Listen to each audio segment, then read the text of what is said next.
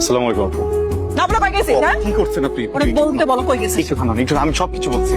শারমিন বাসা থেকে বের হয়ে কোথাও যায়নি, উনি আমাকে ফোন করেছিলেন। আচ্ছা আমাকে একটা কথা বলেন তো, শারমিনের যে প্রথম বিয়েটা হয়েছিল সেটা কি শারমিনের নিজের ইচ্ছে হয়েছিল নাকি পরিবার দিয়েছিল? একটা পরিবার যদি নিজেরা সিদ্ধান্ত নিয়ে তাদের মেয়েকে বিয়ে দেয়, সেই বিয়েটা যদি না টেকে, এখানে দোষটা কার? এই মেয়েটা নাকি পরিবারের? দেখেন আপনি আমার বড় ভাইয়ের মতো, আমি ছোট ভাই হিসেবে আপনি একটা রিকোয়েস্ট করছি, শারমিনকে আমি আপনার কাছে বুঝিয়ে দিয়ে যাচ্ছি, প্লিজ আপনি একটু দেখে রাখবেন, আর কোনো রিয়াক্ট করবেন না প্লিজ। আমি কি শারমিনের সাথে একা একটা কথা বলতে পারি? Thank you. ঠিক আছেন আপনি?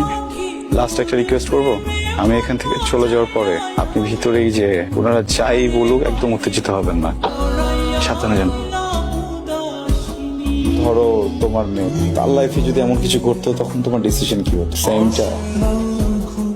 ক্লাস 10-এ পড়া একটা মেয়েকে জোর করে বিয়ে দিয়েছে তারা, বিয়ের পরে জানতে পারলো ছেলেটা একটা ফ্রড, যার কারণে সেই সংসারটাই আর আগায়। আমাকে একটু বলো তো, এই পুরো ঘটনায় মেয়েটার দোষটা কি? বেয়াদবি করতেছো না?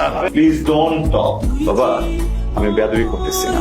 কোন স্কুলে পড়বো, কোন কলেজে পড়বো, কোন ইউনিভার্সিটিতে পড়বো সবকিছু তোমরা ফিক্স করে দিয়েছো, আমাকে কখনো জিজ্ঞেস করো না। ইভেন কোন সাবজেক্টটাতে পড়বো এটা পর্যন্ত তোমরা ফিক্স করে দিয়েছো, জিজ্ঞেস করো নাই ওটাতে আমি গুড নাকি ওটাতে আমি ব্যাড। আমি তো তোমার ছেলে তাই না? আমাকে তো রাস্তা থেকে তুলানো নেই।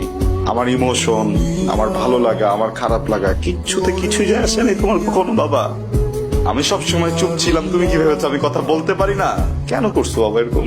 আচ্ছা ভাই আমি মেনে নিলাম, তুমি আমাকে জন্ম দিছো, তুমি যা ইচ্ছা আমার সাথে তাই করতে পারো, কিন্তু মেয়েটার কি দোষ?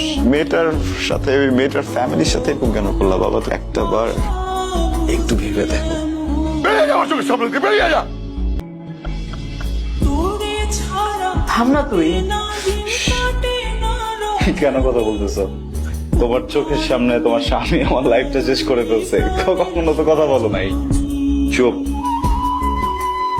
আমি চিড়িয়াখানার প্রাণী, যেটা খেতে দিবা সেটাই খাবো, আমাকে নিয়ে এত কথা বলার কিছু নেই মা। রায়হান, রায়হান, রায়হান শুনে যা।